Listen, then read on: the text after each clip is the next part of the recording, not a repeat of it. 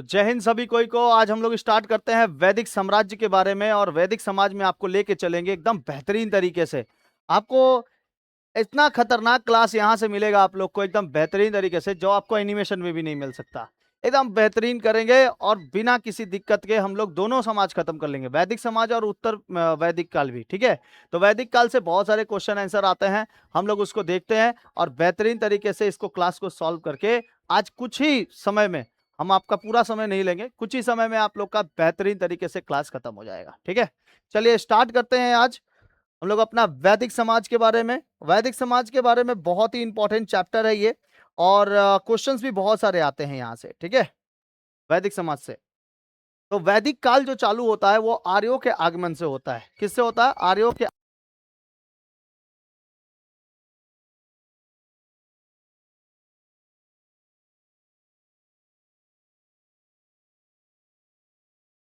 तो वैदिक समाज के बारे में, जो सिंधु सभ्यता के बाद का जो समय था, सिंधु सभ्यता के बाद का समय, ध्यान से समझिएगा। सिंधु सभ्यता जो थी लगभग आज से 2500 साल पुरानी है, और उसका लोगों ने क्या किया था, जैसे रखालदास बनर्जी मोहनजोदाड़ो की खोज किए थे। उसके बाद सिंधु सभ्यता का खोज दयाराम साहनी 1921 में कर दिए थे। तो तरह तरह की ये सब बातें हम लोग पिछले क्लास में पढ़ लिए थे। तो उसी के साथ साथ आज हम लोग को सिंधु सभ्यता के आगे देखना है। सिंधु सभ्यता में ही हम लोग देखे थे कि ये प्रोटो हिस्ट्री का ही एक पार्ट है। हिस्ट्री को हेरोडोटस ने कितने हिस्सों में बांटा है? 3 हिस्सों में, प्री हिस्ट्री, प्रोटो हिस्ट्री और हिस्ट्री। तो हिस्ट्री वाला जो पार्ट है, वो इतिहास वाला पार्ट जो है, वो इसी के बाद चालू हो जाएगा, उत्तर वैदिक काल और वैदिक काल के बाद चालू हो जाएगा। तो आर्यों का जब आगमन हुआ था, उसी को हम लोग क्या कहते हैं? वैदिक सभ्यता कहते हैं, वैदिक काल कहते हैं। वेरी इंपॉर्टेंट नाम याद रखिएगा। आर्यों की सभ्यता ही क्या कहलाती थी? वैदिक सभ्यता कहलाती थी, जब वो मध्य एशिया से आए हुए थे। ठीक है, कहां से आए हुए थे? मध्य एशिया से।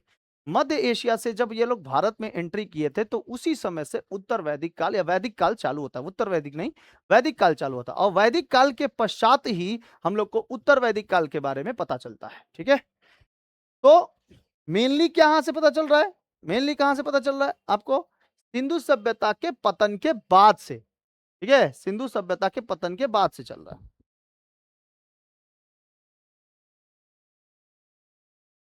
इंग्लिश ऑनर्स है?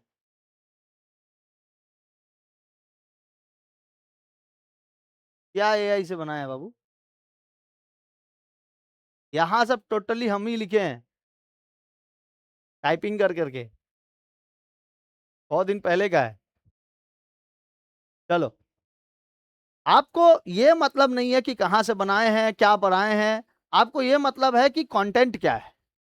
आपको ये मतलब होना चाहिए कि कंटेंट कितना बढ़िया है। आप इसमें देखिएगा, पढ़िएगा ना, सबसे आसान आसान भाषा में लिखा हुआ है। ठीक है, और बहुत ही कम समय में हम लोग पूरा टोटली वैदिक सभ्यता और उत्तर वैदिक सभ्यता भी खत्म कर रहे हैं। ठीक है, तो देखिए सभ्यता के बारे में पढ़ते हैं कि सिंधु सभ्यता जो थी, ये पतन के बाद भारत में जिस ग्रामीण सभ्यता का विकास हुआ, उसे वैदिक सभ्यता कहते हैं। ध्यान से देखना, जैसे अगर सिंधु सभ्यता को देखोगे तो वो है पूरा का पूरा आपका नगरीय सभ्यता है।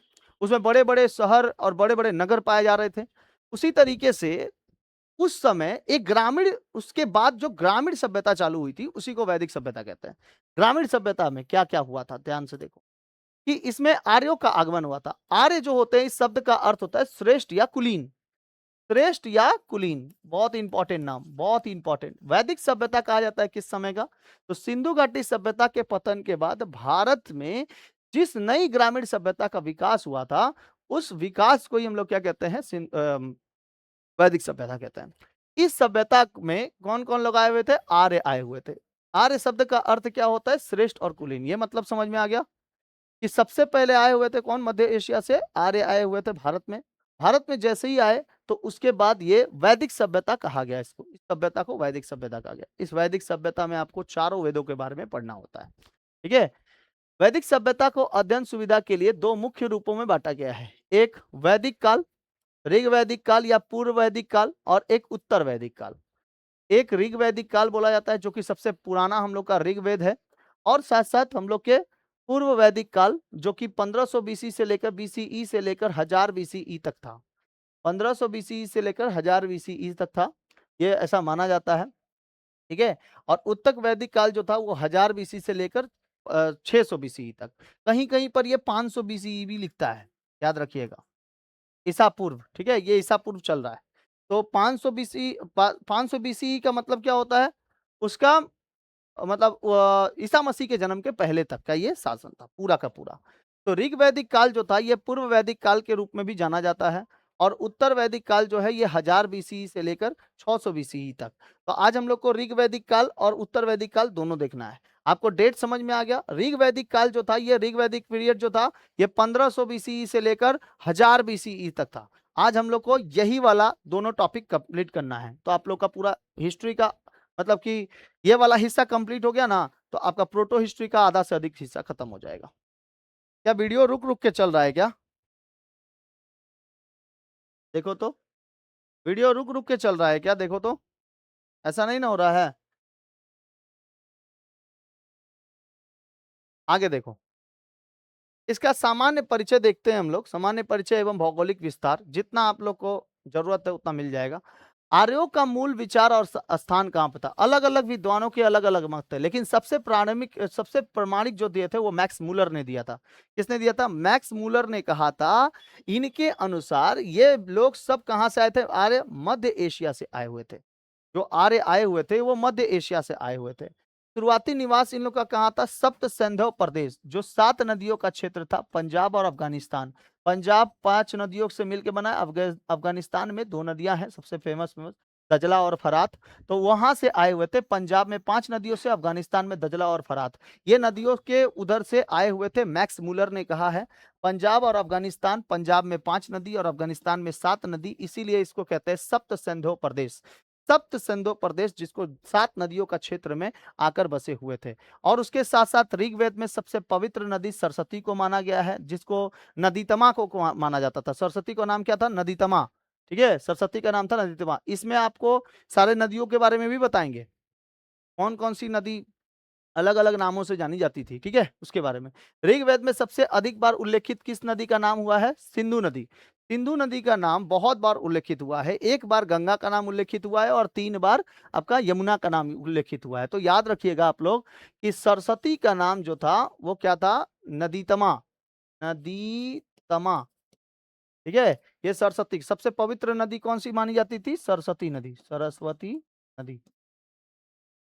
और ये कहाँ पे आके मिलती है आपको पता है? गंगा यमुना सरस्वती, गंगा यमुना सरस्वती कहाँ पे आके मिलती है पता है?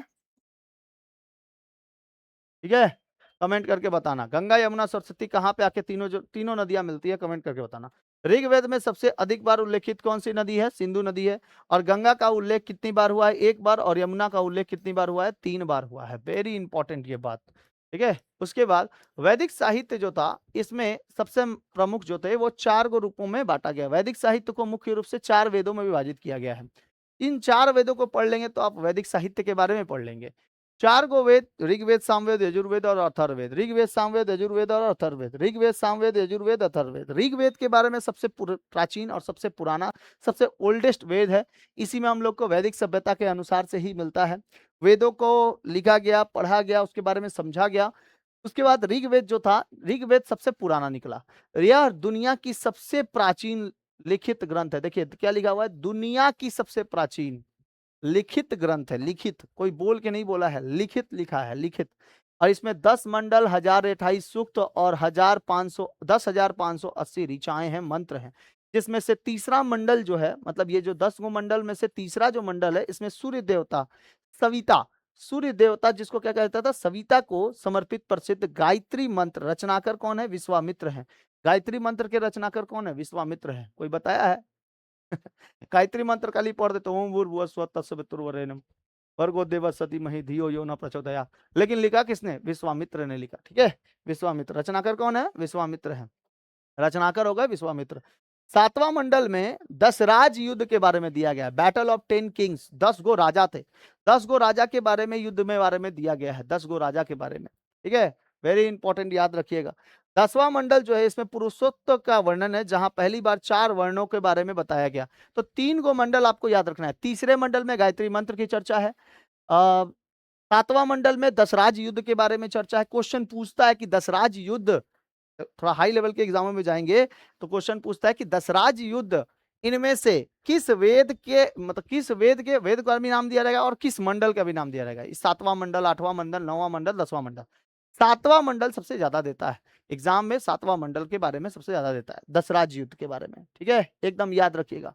दशराज युद्ध, बैटल ऑफ 10th किंग्स। तो इसका 10 किंग्स का वर्णन किया गया है, जो परुषणी यानी रावी नदी के तट पर सुदास और 10 जनों के बीच में लड़ा गया था। सुदास और 10 जनों के बीच में लड़ा गया था रावी नदी के तट पर। रावी नदी के तट के इर्द गिर्द में 7वां मंडल में यह दशराज युद्ध के बारे में दिया गया। अच्छा, 10वां मंडल जो है, इसमें पुरुषोक्त का वर्णन है। इसमें पहली बार 4 वर्णों का, ब्राह्मण, क्षत्रिय, वैश्य और शूद्र का उल्लेख मिलता है। देखिए, आप जब भी कभी भी ऐसे बनाइएगा तो वैदिक सभ्यता में ही क्या होता है कि 4 क्षेत्रों के बारे में हम लोग को, 4 वंशजों के बारे में पता चलता है। सबसे पहले कौन होता था? राजा होता था। देखो, इसी चीज को आधुनिक इतिहासकारों ने क्या कर दिया, बता दिया कि सबसे पहले राजा है। ठीक है, उसके बाद उसको संभालने वाली कौन? सेना। उसके बाद इसको देखरेख करने वाला इसका बिजनेसमैन। ठीक है, बिजनेसमैन, जिसको हम लोग क्या कहते थे? वैश्य कहते थे, जो व्यवसाय वगैरह करता था। और इन सब को टैक्स देने वाले कौन होते थे? शूद्र होते थे, जैसे हम तुम। ठीक है, आम जनता। तो नॉर्मल इतिहासकारों ने, जो अभी अभी के इतिहासकार, अभी के आधुनिक इतिहासकारों ने इनको इस तरीके से बांटा था। लेकिन इन लोगों ने पहले से ही बांट के रखा हुआ था समाज को। समाज 4 हिस्सों में बट के रखे हुए थे। सबसे पहला जो समाज वाला हिस्सा था, सबसे पहला जो समाज वाला हिस्सा था, वो था आपका कौन सा? ब्राह्मणवाद, या फिर ब्राह्मण। ब्राह्मण होते थे। दूसरा होते थे क्षत्रिय, ये इनकी रक्षा करते थे, क्षत्रिय ब्राह्मण। ब्राह्मण की रक्षा कौन करते थे? क्षत्रिय करते थे। और इनको पैसा, टैक्स कौन देता था? वैश्य देते थे। और वैश्य में ही जमींदार, सामंत ये सब आते थे। ठीक है, और उसके नीचे जो होते थे, के नीचे जो होते थे, शूद्र होते थे। शूद्र होते थे, शूद्र।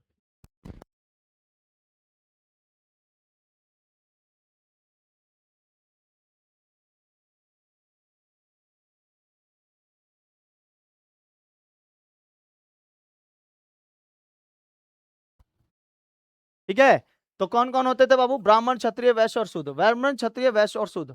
ब्राह्मण, क्षत्रिय, वैश्य और शूद्र। ब्राह्मण, क्षत्रिय, वैश्य और शूद्र, ये 4 को कैटेगरीज में बांटा गया था हम लोग के समाज को। ये 4 कैटेगरीज में बांटा गया था हम लोग के साम्राज्य को। ठीक है, समाज को।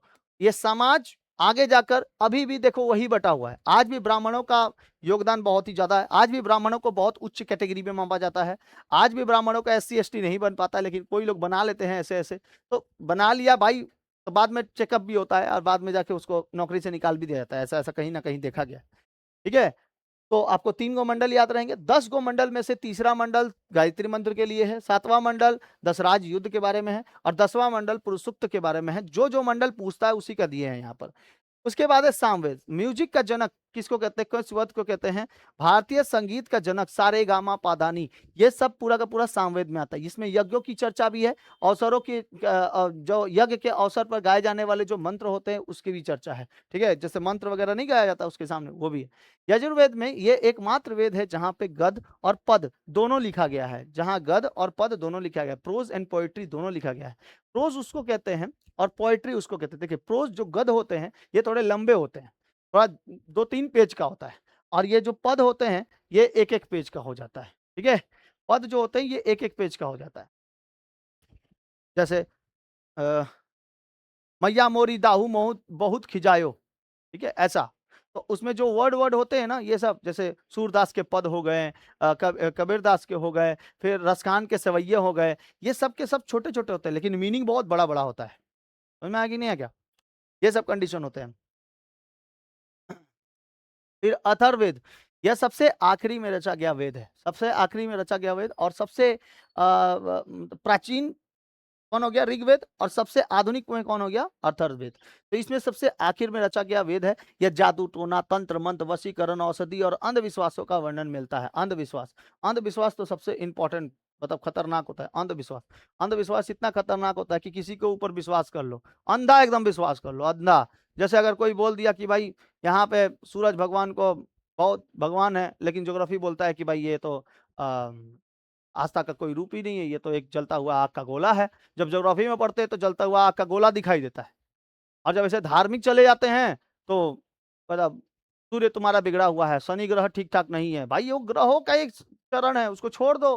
तो एस्ट्रोलॉजर लोग देखना एकदम खतरनाक, शनि ग्रह तुम्हारे ऊपर पीछे पड़ा हुआ है, सूर्य भगवान की पूजा करिए, हनुमान जी की पूजा करिए, ठीक है। ये सब आस्था वाली चीजें अपनी जगह है, अब पढ़ाई वाली चीजें अपनी जगह है।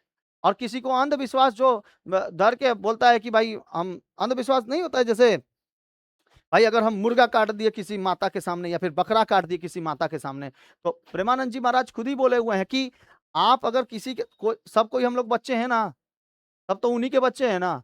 तो आप अगर मुर्गा काट देते हो, बकरा काट देते हो, बकरा काट देते हो और उसके बाद देवी के चढ़ाते हो, तो देवी माँ भी तो उन्हीं की माँ है ना। कोई अपने बच्चे की बलि लेगा, लेगा कभी बलि? ठीक है, तो पहले नर बलि हो जाता था, नर बलि मतलब आदमी लोग को रख के काट दिया जाता था माता के सामने। तो कोई भी माँ अपने बच्चों को थोड़ी तड़पते हुए देख सकती है भाई। तो यही सब क्या था, एक अंधविश्वास था।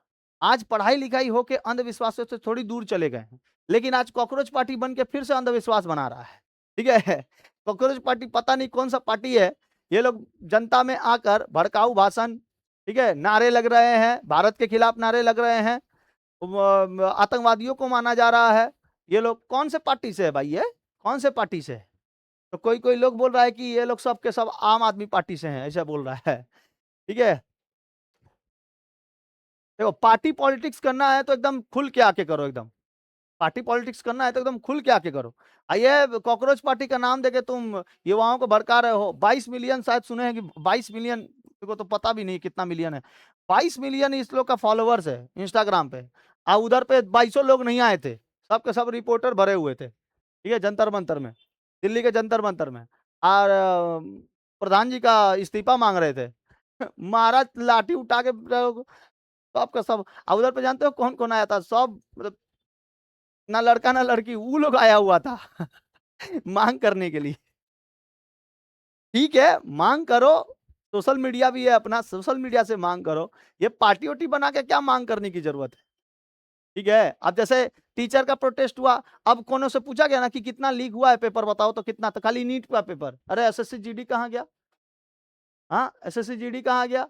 और भी बहुत सारे ऐसे पेपर थे, जैसे सीबीएसई का पेपर में नंबर जैसे मन तैसे बैठा दिया था, नीट का पेपर लीक हो गया। और भी तो बहुत सारे सरकार में आता हुआ पेपर लीक हुआ है, उन लोग के बारे में तो नहीं बोला गया, ठीक है।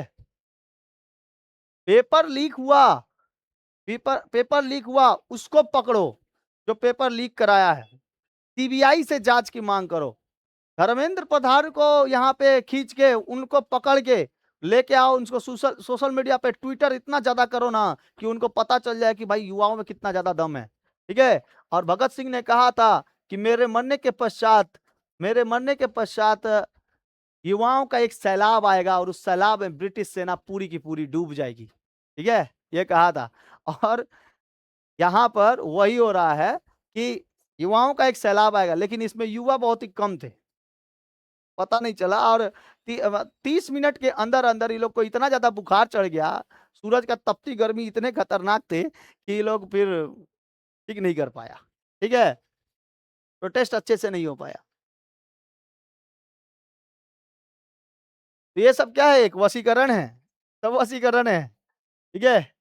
कोई कोई है डैश डैश, वो भी क्या कर लेती है, वशीभूत कर लेती है। तंत्र मंत्र कोई करता है, एकदम देखना ऐसे ऐसे जादू टोना एकदम खतरनाक खतरनाक करेगा, ऐसे डॉल ओले को रख लेगा, सुई उई चुभोएगा उसके अंदर से, तो खतरनाक होता ही है।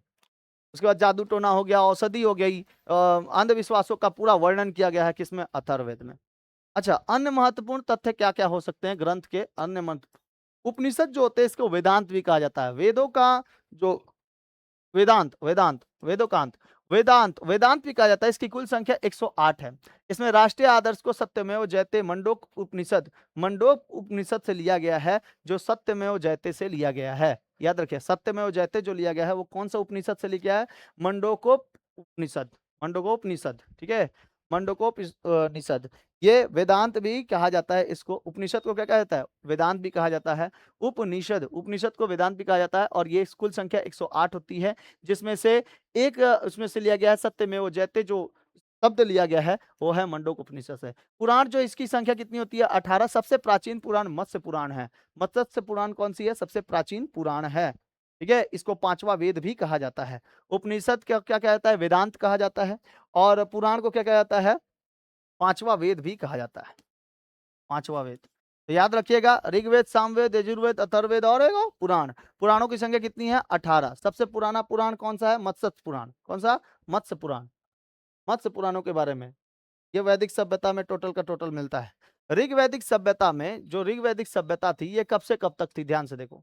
ऋग्वैदिक काल जो था वो 1500 से लेकर 1000 था और उत्तर वैदिक काल 1000 से लेकर 600। सप्त संदेव जो मुख्य भौगोलिक क्षेत्र जो था, सप्त संदेव पंजाब हरियाणा क्षेत्र में, और गंगा यमुना दोआब जो था ये इसमें था, उत्तर वैदिक काल में था गंगा यमुना दोआब। ये पूरब की ओर विस्तार था और बिहार तक था। पूरब की ओर विस्तार से लेकर बिहार तक था। और इसमें सप्त संदेव जो था ये पंजाब और हरियाणा के बीच में। मुख्य व्यवसाय जो थे इसमें पशुपालन होता था और कृषि होता था सेकेंडरी। इसमें कृषि हो गया प्रथम और पशुपालन हो गया सेकेंडरी। ठीक है, इन्होंने कहा कि भाई कृषि को सबसे पहले रखेंगे, पशुपालन बाद में करेंगे उत्तर वैदिक काल में। और पहले काल में पशुपालन सभी कोई करते थे, ये किसी ना किसी के काम आ जाते थे, मांस और दूध के देने में काम आ जाते थे, अंडा देने के काम में आ जाते थे। और कृषि जो होते थे ये सेकेंडरी पे रखा गया था ऋग वैदिक काल में। लेकिन जब ये कृषि का महत्व समझे कि कृषि ही रह सकता है, बाकी ये मांस वगैरह तो सड़ जाते हैं, ठीक है, ये भी लोग को कोनो ना कोनो रोग हो जाता है। और इसी तरह कृषि को जल्दी नहीं, गेहूं और चावल आराम से हम लोग रख सकते हैं। ठीक है, तो इस वजह से ये कृषि सबसे पहले प्राइमरी सेक्टर में आ गया, प्राइमरी सेक्टर में, और पशुपालन जो था वो सेकेंडरी सेक्टर में चला गया। तो ऋग वैदिक काल में पशुपालन प्रथम सेक्टर में था और कृषि जो था वो सेकेंडरी सेक्टर में था। और उत्तर वैदिक काल में कृषि क्या हो गया? प्रथम सेक्टर में हो गया और पशुपालन सेकेंडरी सेक्टर में हो गया। धातु इसमें से क्या क्या मिला? तांबा और कांसा। जिससे लोहे का ज्ञान नहीं था, इन लोगों को लोहे का ज्ञान नहीं था, लेकिन लोहे का ज्ञान इसमें हुआ। श्याम अयस कहा गया, श्याम अयस, श्याम अयस, जो कि इसी की वजह से अंतरजी खेड़ा यूपी में पाया जाता है। ये लोहा का अंश पाया गया है उत्तर वैदिक काल का। उत्तर वैदिक काल का लोहा का अंश पाया गया है जिसको श्याम अयस कहा जाता है। थोड़ा सा काला काला कलर का होता है ना, उसका नाम लोहा का नाम दिया था श्याम अयस उत्तर वैदिक काल में। वैदिक काल में लोहे की खोज नहीं हुई थी, तांबा और कांसा हुआ था, तांबा और कांसा मिला था इन लोगों को। उसके साथ साथ सामाजिक व्यवस्था जी तो जो था यहाँ पर क्रम के आधारित था, लचीली थी, ये बहुत ही लचीली थी, मतलब जब मन तब टूट जाती थी, कोई किसी को मानता नहीं था। लेकिन वर्ण व्यवस्था में जन्म पर आधारित था। कठोर, ये बहुत ही कठोर था, ये बहुत ही लचीला था, ये बहुत ही कठोर था। ये कर्म के आधार पर रखा गया था। आपने कैसा कैसा कर्म किया है, जैसे आपने अच्छे कर्म किए तो आपको सबसे ऊपर में रखा जाएगा। आपने किसी को दान दे दिया, किसी का मदद कर दिया, किसी को पढ़ा दिया, किसी को शिक्षा दे दी, ठीक है, तो वो किस में चल जाएगा? कर्म के अनुसार चल जाएगा। और इसमें जन्म के आधार पर, आपका अगर शुद्ध परिवार में जन्म हुआ है तो एकदम लो लेवल पे रहोगे। ब्राह्मण परिवार में जन्म हुआ है तो पंडित जी का बेटा हुआ है, पंडित जी की बेटी हुई है, एकदम हाई लेवल पे रहता था। तो ये जन्म के आधार पे रखा गया था उत्तर वैदिक काल। और महिलाओं की स्थिति जो थी ये बहुत अच्छी उपन्यास, संस्कार, सभा समिति, भाग लेना, पुनर्विवाह की अनुमति इसमें थी। और स्थिति में गिरावट कब हो गई? उत्तर वैदिक काल में। अधिकार समिति सीमित हो गए थे, सभा में प्रवेश बंद हो गया था महिलाओं का। ठीक है, सभा में ना नहीं आ पाते थे।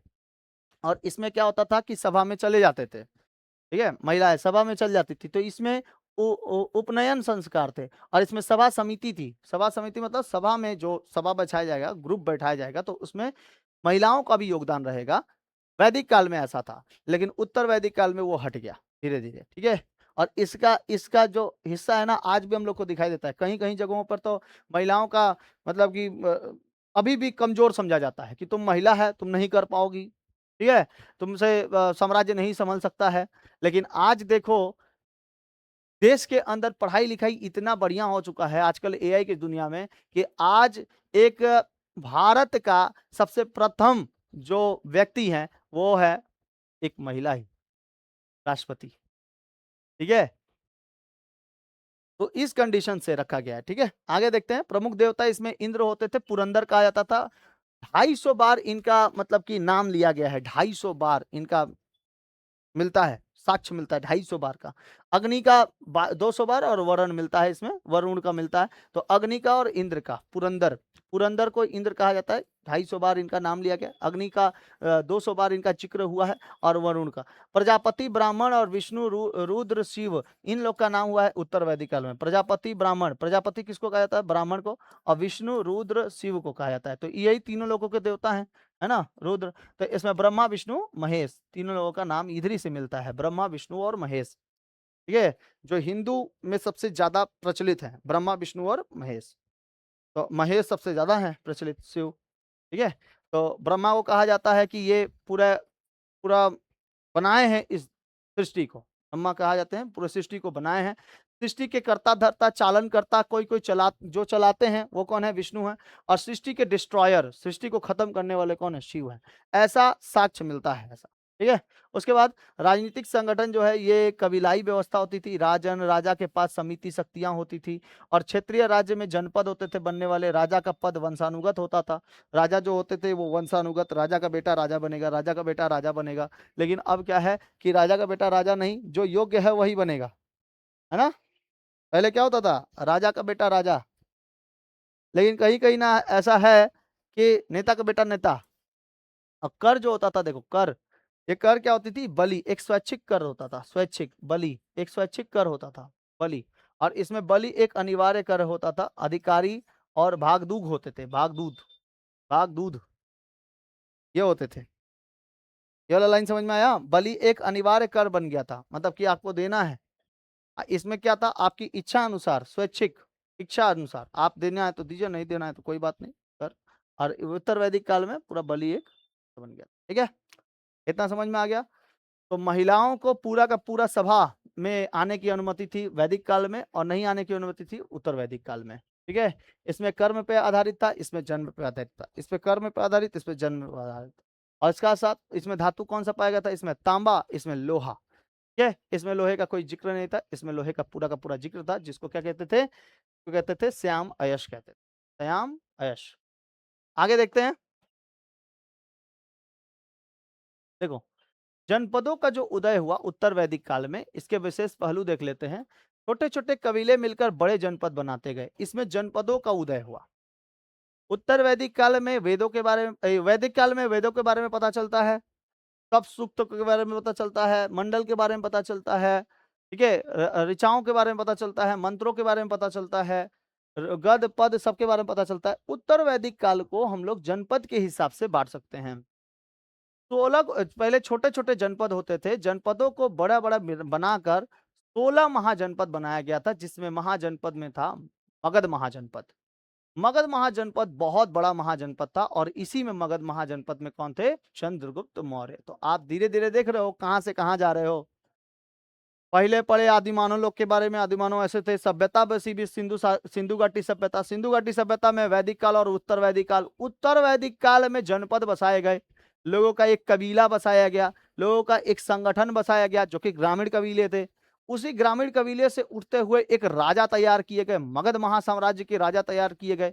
अलग अलग महासाम्राज्य बने, अलग अलग मगध महासाम्राज्य। तो ये साम्राज्य बना, साम्राज्य जिसको हम लोग साम्राज्यवाद कहते हैं। धीरे धीरे करके ये पूरा का पूरा भारत अखंड भारत कहलाता था चंद्रगुप्त मौर्य के समय। ठीक है, फिर स्कूल्स बने गए, यूनिवर्सिटीज बनाई गई, बहुत बहुत तरीके से अलग अलग रूपों में पढ़ाई होता था, हर एक सब्जेक्ट का पढ़ाई होता था। तो ये कंडीशन इसमें हम लोग को मिलता है, किसमें? उत्तर वैदिक काल में। उत्तर वैदिक काल में छोटे छोटे कबीले मिलकर बड़े बड़े कबीले बनाना चालू कर दिए थे, बड़े जनपद बनते थे। जैसे भारत और पुरु कबीला मिलकर क्या बनाया? कुरु कबीला। भारत और पुरु कबीला मिलकर क्या बनाया? कुरु, चेदी। उसके बाद मगध, तक्षशिला, ये सब क्या थे? बड़े बड़े क्या थे? महाजनपद थे। आपको जनपदों के बारे में पढ़ाएंगे आगे। रत्नीन समझिए, रत्नीन जो था, ये राजा की सहायता के लिए 12 उच्च अधिकारी रखे गए थे, जिन्हें क्या कहा जाता था? रत्नीन। रत्नीन के बारे में अभी पढ़ाते हैं आपको, ठीक है। राजा के सहायता के लिए 12 उच्च अधिकारी होते थे। उच्च अधिकारी जैसे देखना, पीएम पीएमओ होते हैं ना, ऑफिसर्स उनके अगल बगल में घूमते रहते हैं, उसी को हम लोग क्या कहते हैं? उच्च अधिकारी के बारे में कहते हैं। अब इसके साथ-साथ प्रमुख यज्ञ जो होते थे, ये राजा अपनी शक्ति में प्रदर्शन के लिए राजसूय राज्य यानी कि राज्याभिषेक के समय, अश्वमेध यज्ञ यानी सीमा विस्तार के लिए और वाजपेय यज्ञ जो रथ दौड़ का ये आयोजन करते थे। एकदम इम्पोर्टेंट नाम, ये सब नाम है, नाम का नाम याद रखने का, ठीक है? राजसूय यज्ञ जो राज्याभिषेक के समय होता था, ये यज्ञ होता था, यज्ञ। यज्ञ होता था। अश्वमेध यज्ञ सीमा विस्तार करने के लिए, ठीक है? यज्ञ देखो, कहीं पर जाने से पहले यज्ञ पूजा वगैरह किया कराया जाता था उस समय। आप लोग महेशमती साम्राज्य में देखे होंगे, वो बाहुबली फ़िल्म में, कैसे यज्ञ वगैरह होता है एकदम बढ़िया से, सब कोई एकदम बैठ के पूजा करता है एकदम। उसी तरीके से कहीं पर भी साम्राज्य का विस्तार करना होता था, तो उससे पहले अश्वमेध यज्ञ होता था। अश्वमेध यज्ञ होता था, याद रखिएगा। उसके साथ-साथ क्या होता था, वाजपेय यज्ञ, यह रथ दौड़ के लिए होता था, आयोजन करता था कि रथ बहुत अच्छे तरीके से दौड़े। रथों पे ना सब लड़ाई होती थी, तो ये 3 गो क्या होता था, राजसूय यज्ञ, याद रखिएगा। देखो, लड़ाई में कौन जाता था? हाथी जाते थे, घोड़े जाते थे और रथ जाता था और साथ-साथ पैदल सैनिक भी जाते थे। यही 4 गो, जैसे महाभारत और किसमें देखे थे आप? रामायण में। तो उसी तरीके से राजसूय यज्ञ जो होता था, ये राज्याभिषेक करने में, राजा को राजा की उपाधि धारण करने से पहले राज्याभिषेक करना पड़ेगा। ठीक है? अश्वमेध यज्ञ जो होता था वो सीमा का विस्तार करने के लिए और वाजपेयी यज्ञ जो होता था ये रथ दौड़ करने के लिए होता था। आश्रम व्यवस्था क्या थी इसमें? ब्रह्मचर्य आश्रम, गृहस्थ आश्रम, वानप्रस्थ आश्रम और संन्यास आश्रम होते थे। ब्रह्मचर्य आश्रम जो होता था ये 0 से लेकर 25 वर्ष तक शिक्षा प्राप्त करने के लिए, मतलब सबसे पहले आप ब्रह्मचर्य रहिए, 0 से लेकर जन्म से लेकर 25 साल तक आप पूरा ब्रह्मचर्य रहिए। इसमें कोई भी आपको किसी भी मतलब कि कोई भी एनीथिंग एल्स कोई आपके जीवन में आना नहीं चाहिए। अगर ऐसा करते हैं, ये 4 गो जीवन, अगर 4 गो आश्रम फॉलो करते हैं, तो आपका जीवन बहुत ही ज़्यादा सफल हो जाएगा। ये होता है। लेकिन आजकल तो 14 साल, 15 साल में ही नैन-मटक्का होना चालू हो जा रहा है एकदम, खतरनाक होना चालू हो जा रहा है। नैन-मटक्का क्या अगर 13-14 साल की उम्र में शादी करा दो, तो उसका नैन-मटक्का एगो औरो आ जाएगा। समझ में आया कि नहीं आया? तो ये ब्रह्मचर्य आश्रम जो होते हैं, ये 0 से लेकर 25 साल तक होते हैं, 0 से लेकर 25 साल तक और गृहस्थ जीवन जो है, वो 25 से 50 वर्ष, मतलब इतना दिनों तक, 25 से लेकर 50 वर्ष तक, ये आपका सांसारिक जीवन कहलाएगा। सर्वश्रेष्ठ आश्रम कहलाता था यही गृहस्थ जीवन। इसमें शादी होगा आपका, बीवी-बच्चे, ठीक है? ये सब। समझ में आया? और वानप्रस्थ जो होते थे, ये ध्यान एवं वन गमन करने के लिए होता था, ध्यान। देखना 50 से 75 साल की उम्र में आदमी लोग क्या करने लगता है अब? ध्यान करने लगता है। बोलता है अब कहीं जाए होंगे नहीं, अब घर में बैठ के योगा करेंगे, आसन करेंगे, रिटायर हो गए हैं। कहीं घूमने-वूमने जाएँगे, माता-वाता का दर्शन हो जाएगा। अब देखो सीधे-सीधे यही भाव आता है। अब जैसे हम लोग अभी, आप लोग जैसे अभी हैं, 25 साल से अगर कम है आपका उम्र, तो आप कौन से हैं? ब्रह्मचर्य आश्रम में। लेकिन अगर आप चले गए गृहस्थ आश्रम में, तो समझ लीजिएगा आपका उम्र कितना है, 25 से 50 वर्ष। अभी हम जो है वो 25 से 50 वर्ष की उम्र में हैं, बीच में हैं, तो हमारा क्या है, गृहस्थ आश्रम है। उसी के साथ-साथ कोनो 50 से 75 वर्ष तक है तो वानप्रस्थ में चला गया है, उसको और कोई इधर-उधर चक्कर-पकड़ करने की ज़रूरत नहीं पड़ेगी, लाल पीला हरा देखेगा नहीं। इसी में लाल पीला हरा अगर कर ले रहा है तो उसका ब्रह्मचर्य जीवन नहीं है, उसका चारों जीवन खराब। के चारों जीवन खराब, ठीक है? इसी में अगर ब्रह्मचर्य आश्रम में कर लेता है तो। तो गृहस्थ आश्रम जो है, अपना-अपना एक समय दिया गया है कि इस समय में आप करिए गृहस्थ आश्रम। उसके बाद वानप्रस्थ आश्रम 50 से लेकर 75 वर्ष और संन्यास आश्रम 75 से लेकर 100 तक। पूरा संन्यास हो जाएँगे। कभी भी हमको कोई चीज़ का ज़रूरत नहीं पड़ना चाहिए। पूरा सन्यास हो गए हम, ये आखिरी होता है, मोक्ष हेतु प्राप्त होता है, मोक्ष हेतु, मोक्ष पा जाएँगे। जितना भी हम अब भगवान से क्या करेंगे, दुआ करेंगे खाली भगवान से, "हे भगवान अब बस हो गया हमारा जीवन, अब ले चलो, हो गया हमारा जीवन, अब यहाँ पे हम रहने को मन नहीं करता है।" ऐसा देखना हो जाता है। कोनो-कोनो का देखना, कोई-कोई का मतलब 78 साल, 98 साल, 88 इयर्स, ये सब 88 साल ऐसे हो जाता है ना, तो वो लोग दादा लोग एकदम पूरा बूढ़े हो जाते हैं। उन लोग को उनका बेटा लोग अच्छा से देखता नहीं है, बेटा-बेटी लोग, ठीक है? तो क्या करता है, वो लोग बोलते हैं कि भाई अब हमको ले चलो, हम मोक्ष की प्राप्ति करना चाहते हैं। मोक्ष की प्राप्ति मतलब हमको इतना तड़पा दिया जाए, इतना तड़पा दिया जाए कि बस इसके बाद हमारा और जीवन ना होके। ऐसा जीवन तो कतई ना मिले, ठीक है? अब मानव का जीवन जो होता है वो 84 लाख योनियों में एक बार मिलता है, ऐसा माना जाता है। तो उसी तरीके से मानव जीवन एक बार जब मिल गया, तो उसको ठीक से जीना चाहिए। जीवन को ठीक से जीना चाहिए। ठीक क्या, बेस्ट तरीके से जीना चाहिए, ठीक है? लेकिन सबको यही ब्रह्मचर्य आश्रम में ही अपना क्या कर देते हैं, जीवन नाश कर लेते हैं। और ये जो ब्रह्मचर्य आश्रम में आपको हम समय बता देते हैं, ये 15 साल से लेकर 21 साल तक के उम्र तक के जो बच्चे होते हैं ना, ये उम्र के बच्चे इसी में चक्कर पकड़ सबसे ज्यादा होता है। अगर ये 6 साल अगर बढ़िया तरीके से निकल गया ना, उसका जीवन सफल है भाई, उसका जीवन सफल है, उसको कोई भी परेशानी नहीं होगी इसके बाद का। लेकिन अगर इसी में अगर वो तीनों जीवन जीना चाहता है तो कतई नहीं संभव है। ठीक है, तीनों जीवन, वो केवल ये जीवन को बहुत आहास करता है कि भाई हम गृहस्थ आश्रम कर लेंगे, गृहस्थ जीवन कर लेंगे।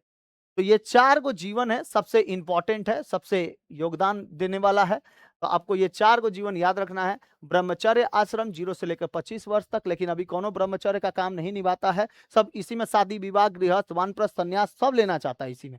गृहस्थ आश्रम जो है 25 से 50 वर्ष तक, वानप्रस्थ जो है 50 से 75 वर्ष तक, और संन्यास आश्रम 75 से लेकर 100 वर्ष तक।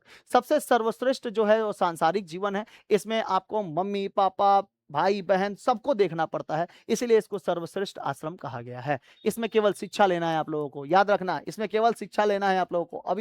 अभी जो आप लोग ब्रह्मचर्य आश्रम में है, इसमें केवल क्या लेना है, शिक्षा लेना है। चक्कर पकड़ लहरा नहीं करना है, एकदम बता दे रहे हैं, लाल पीला हरा करता है। आगे देखो, गोत्र संस्था क्या होती है। गोत्र प्रथा की शुरुआत इसी काल में हुई थी।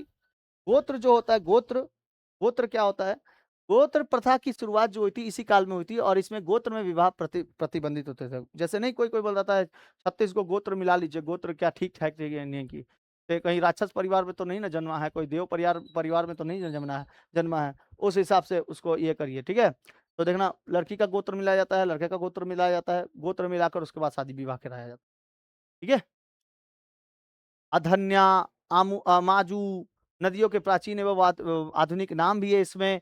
तो ऋग्वेद में गाय को अधन्या कहा जाता था, जिसका अर्थ है ना मारे जाने योग्य पशु। गाय को क्या कहा जाता था वैदिक काल में, उत्तर वैदिक काल में गाय को ऋग्वेद में अधन्या कहा गया है। यानी कि ये धन्य है, हमारे लिए धन है, और जिसका अर्थ होता है ना मारे जाने वाला योग्य पशु को आप मार नहीं सकते, ऐसा माना। अमाजु जो होता है, आजीवन अविवाहित रहने वाले महिलाओं को अमाजु कहा जाता है। आजीवन अविवाहित रहने वाले महिलाओं को क्या कहा जाता है, अमाजु कहा जाता है। जैसे आजीवन पूरे जीवन क्या रहे हैं वो विवाहित नहीं हूं। जैसे कौन है बताइए, जैसे आप लोग बताइए, लता मंगेशकर जी, है ना, समझ में आया, जो आजीवन क्या है, अविवाहित है। मदर टेरेसा, है ना, तो इसको क्या कहेंगे, अमाजु कहेंगे। नदियों के प्राचीन एवं आधुनिक नाम, विशिष्टता को क्या कहते थे, झेलम। आस्कनी को क्या कहते थे, चेनाब। परुषणी को रावी। विपाशा को व्यास। सदुत्री को सतलज, और सदानीरा को गंडक कहा जाता था। ऐसे ऐसे नाम पाए जाते थे। ऋग्वैदिक आर्यों का मुख्य पेय पदार्थ सोमरस था, जिसका वर्णन था ऋग्वेद में 9वें मंडल में दिया गया है। 9वें मंडल में क्या दिया गया है, सोमरस। उत्तर वैदिक काल में व्यापार के लिए निष्क और सतनाम जैसी मुद्रा को इकाइयों को लिया गया था। कौन कौन से, निष्क और सतनाम, सतमान। और उत्तर वैदिक काल के लोग एक विशेष प्रकार के बर्तन का उपयोग करते थे, जिसको चित्रित धूसर मृतभांड कहा जाता था, चित्रित धूसर मृतभांड। और शतपथ ब्राह्मण में होते थे कृषि के चारों कार्यों के, जुताई, बुआई, कटाई और मड़ाई। मतलब 4 गो चीजें होते थे, जुताई होती थी, बुआई होती थी, पहले जुताई होता था, खेत का जुताई होगा, फिर बुआई होगा, फिर कटाई होगा, फिर उसको मड़ई में लेके जाएंगे। ठीक है, मड़ाई का विस्तृत उल्लेख होगा। ठीक है, ये पूरा का पूरा इसमें आप लोग को उत्तर वैदिक काल के बारे में दे दिए हैं। समझ में आ गया, इतना समझ में आ गया आप लोगों को। पूरा का पूरा उत्तर वैदिक काल टोटली खत्म, वैदिक काल भी खत्म, वैदिक काल में बता दिए। उत्तर वैदिक का थोड़ा सा और बच गया है, उसको सेकंड पार्ट में बता देंगे। ठीक है, मिलता है, जो रत्नहीन का नाम बताए थे, मिलता है अगले क्लास में। तब तक के लिए जय हिंद, जय भारत।